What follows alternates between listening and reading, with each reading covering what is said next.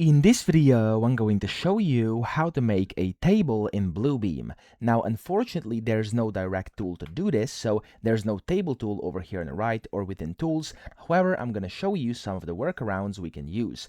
Now, the inconvenient way of doing this is basically by drawing out text boxes and lines, and then of course you can create it that way. So for example, if I go over here and I were to create a text box where I just type in, for example, line 1, and then I go ahead and just do it again, for example, over here, and I just do for example, like table 1, stuff like that. So just something completely random, and I can move these around. Of course, I can align them, try to align them as well, and I can then use these lines over here, or like maybe even the rectangle tools, and with these rectangles I could go ahead and create tables. Okay, then you can of course copy these, you'll get the exact same ones, and you get the point. It's a bit inconvenient, but it's going to do the trick. You can go ahead and craft your tables that way, but it's going to take a lot more time.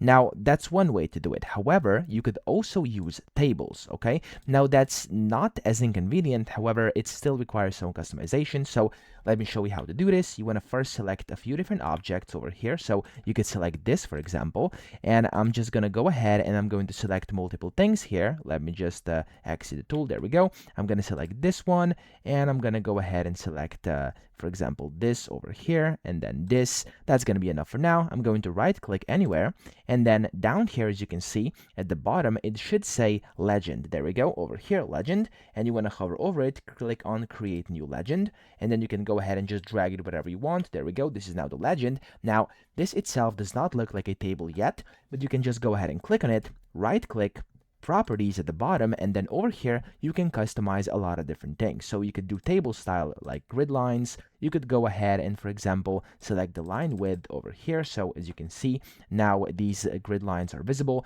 and then you could go ahead and of course edit different columns. You could edit font sizes, text, etc., and that way you could also create a table, of course, like this. Now, if you actually want to be a bit more tricky about it, you could also open up something like Excel, and then you can create your table in there and basically just copy and paste it in here. However, most of the time it's going to be an image and it's not going to be editable. But those are basically all the ways you can create tables, and unfortunately there's no tool which actually allows you to do that easier than that. So I hope this video helped you out. If it did, please subscribe to the channel and help me out as well.